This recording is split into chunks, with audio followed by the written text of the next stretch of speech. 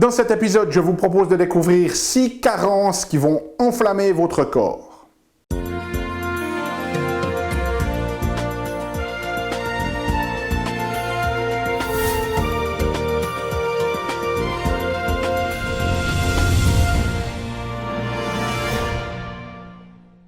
Parce que la vie est bien trop magique pour être petite et que nous avons tous besoin d'une prescription pour grandir en conscience et faire que nos rêves dévorent notre vie. Bonjour, je suis le Dr Yannick Poli.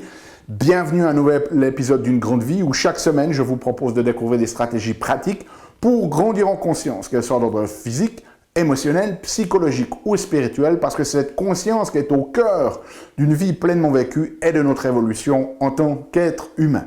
Alors cette semaine, j'aimerais explorer de nouveau avec vous un petit peu la notion d'inflammation dans notre corps.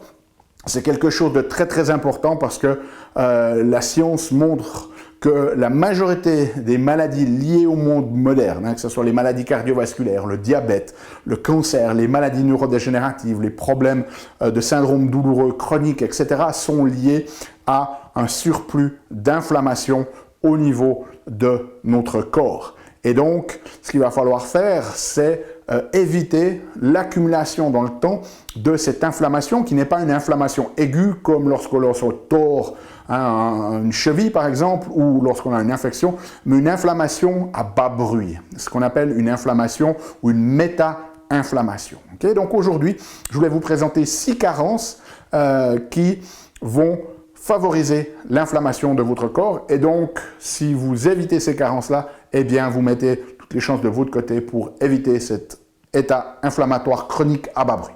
Alors, première carence ici, ce sont des carences en phytonutriments. Les phytonutriments, ce sont un groupe de molécules que l'on trouve notamment dans les plantes et les fruits. Il y en a plus de 8000. Et en fait, ce sont très souvent ce qui donne la couleur aux plantes, et notamment aux légumes et aux fruits. Et donc, ces phytonutriments, vous les trouvez notamment dans les aliments colorés, que ce soit les fruits ou les légumes rouges, ou orange, ou jaune, ou vert, ou voire même bleu, violet, certaines fois un peu noir, comme ça. Donc, l'idée ici, c'est vraiment d'augmenter ces phytonutriments, donc d'augmenter la consommation de légumes et de fruits. Vous allez voir en fait qu'une fois qu'on passe au travers de ces 6 carences, que si vous augmentez votre consommation de légumes et de fruits, eh bien vous allez couvrir quasiment la majorité de ces éléments-là, sauf peut-être pour la vitamine D, où là vous avez besoin d'autres éléments. Mais augmentez votre consommation de phytonutriments. Juste un petit caveat ici comme ça. Peu de monde sont au courant dans le public et même chez les professionnels de la santé. Certaines personnes ont des sensibilités à ce qu'on appelle les oxalates que l'on trouve notamment dans les mêmes fruits et légumes qui sont riches en phytonutriments. Donc si tout d'un coup vous suivez ces recommandations, que vous augmentez votre consommation de légumes et de fruits et que vous vous sentez moins bien qu'avant, c'est peut-être que vous avez un problème d'oxalate. Donc gardez ça à l'esprit. Okay? Deuxième carence, les oméga 3. On en a tous entendu parler. Pour faire simple, il y a un certain nombre de graisses que l'on doit obtenir de notre alimentation parce que notre corps n'est pas capable de les fabriquer. Il peut ensuite les transformer, mais il a besoin de ces précurseurs. C'est notamment le cas de ce qu'on appelle les oméga 6 et les oméga 3. Et dans l'évolution, pour faire simple, c'est un peu plus complexe que ça, mais les oméga 3 sont essentiellement anti-inflammatoires, les oméga 6 sont pro-inflammatoires, donc on doit avoir un équilibre entre les deux. Au niveau de nos ancêtres, du paléolithique, il est estimé qu'on avait un ratio de 1 oméga 3 pour au maximum 4 oméga 6. Pour certains tissus, on devrait même être dans des relations de 1 à 2, voire 1 à 1.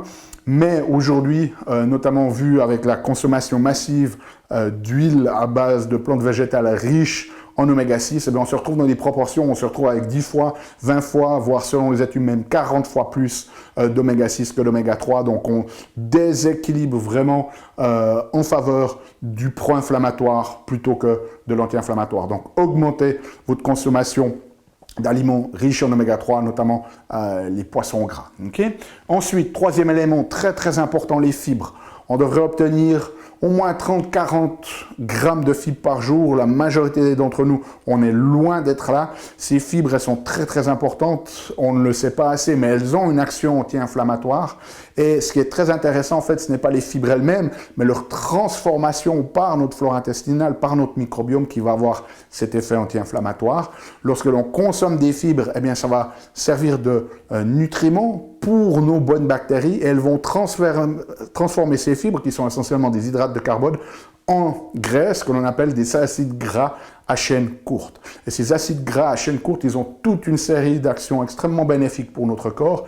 Notamment, ils vont aider à solidifier et maintenir l'intégrité de notre barrière intestinale, et ça c'est très très important. Vous avez peut-être déjà entendu parler de l'intestin perméable, mais si votre intestin devient perméable, il y a des toxines qui vont entrer dans votre système, qui vont ensuite l'enflammer. Donc plus on maintient une bonne intégrité de cette barrière intestinale, le mieux pour nous, et ces acides gras à chaîne courte aident à faire cela. Et puis, autre effet très bénéfique qu'ils ont, c'est qu'ils vont stimuler la production de cellules du système immunitaire qu'on appelle des cellules T régulatrices, qui sont des cellules immunitaires qui gardent le système immunitaire sous contrôle. Et donc, les gens qui partent dans des problématiques inflammatoires, voire auto-immunitaires, ont très souvent des problèmes de régulation de leur système immunitaire parce qu'il y a des problématiques avec ces cellules T régulatrices.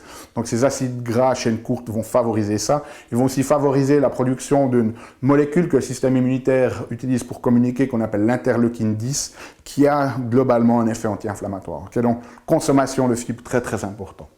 Quatrième élément, le potassium. Ce potassium, il est très important notamment dans un ratio avec le sodium que l'on trouve dans le sel de table. Le potassium, on le retrouve aussi dans les plantes, les légumes et les fruits. Et donc, si on regarde à nos ancêtres du paléolithique, ils obtenaient environ 11 000 mg de potassium par jour. De nos jours, on n'est plus qu'à environ 2500. Donc, on est passé d'un ratio où, à l'époque, nos ancêtres mangeaient quasiment 16 fois plus de potassium que de sodium. Et puis, aujourd'hui, on est dans un rapport qui s'est inversé, où on est quasiment à 1,34 sodium pour 1 potassium seulement. Et on sait, ce sodium, il y a des études qui le montrent, notamment dans les problématiques auto-immunitaires, c'est comme jeter de l'huile sur le feu. Hein. Dans les problématiques auto-immunitaires, une surconsommation de sodium, de sel, va créer des flambées immunitaires. Donc c'est pro-inflammatoire, ce sel. Okay. Cinquième élément, ici le magnésium. Très très important, plus des 3/4 de la population est carencée en magnésium. On sait que si vous avez une carence en magnésium, des études ont montré que vous avez 50% plus de risque d'avoir une CRP au-dessus de 3. Alors c'est quoi cette CRP? C'est un marqueur biologique d'inflammation. Au niveau médical classique, tout ce qui est en dessous de 5, c'est considéré comme normal, mais souvenez-vous que c'est interprété dans le contexte d'une inflammation aiguë. Pour ce qui est de l'ordre de la méta-inflammation, de cette inflammation chronique à bas bruit, tout ce qui dépasse un chiffre de 1, toute CRP au-dessus de 1 est un signe de micro-inflammation. Si vous êtes en dessous de 3, c'est un signe de micro-inflammation sévère. Donc, le risque d'avoir une inflammation à bas bruit est augmenté de 50% par les carences en magnésium. Donc, au besoin, supplémenter. Très difficile d'avoir suffisamment dans l'alimentation, même si vous buvez des eaux riches en sels minéraux. Okay. Et puis, finalement, sixième élément, la vitamine D. C'est un très mauvais terme, cette vitamine. C'est plus une hormone qu'une vitamine, mais elle a une action globalement anti-inflammatoire sur le corps. Elle va aussi favoriser la production de ces cellules T régulatrices, donc je vous parlais avant dans la section sur les fibres. Et donc, globalement, très important d'avoir de taux suffisants de vitamine D. Pour la vitamine D, moi je recommande vraiment à tout le monde de faire un dosage pour savoir où vous en êtes. C'est une simple prise de sang et vous devriez être à un minimum. Alors, il y a 2 unités qui peuvent être utilisées, soit un minimum de 30, soit un minimum de 75, 75 pour nos amis français, en fonction de l'unité qui est utilisée. Demandez à votre professionnel de la santé de vous faire un dosage. Okay? Donc, si vous voulez éviter les maladies chroniques, très très important de réduire au maximum cette inflammation, méta-inflammation ou inflammation chronique à bas bruit. Et si carence y participe, sont celles qu'on vient de voir, les phytonutriments, les oméga 3, les fibres, le potassium, le magnésium et la vitamine D. Donc assurez-vous, très simple à faire, assurez-vous d'avoir suffisamment de ces éléments-là dans votre alimentation. Si vous avez des questions, j'y réponds volontiers, laissez-les dans les commentaires. Si vous avez besoin de la transcription de cet épisode, elle est disponible sur notre site unegrandevie.com. Nous, on se retrouve la semaine prochaine pour un nouvel épisode. D'ici là, souvenez-vous, aimez la vie, émerveillez-vous et contribuez chaque jour un petit peu plus.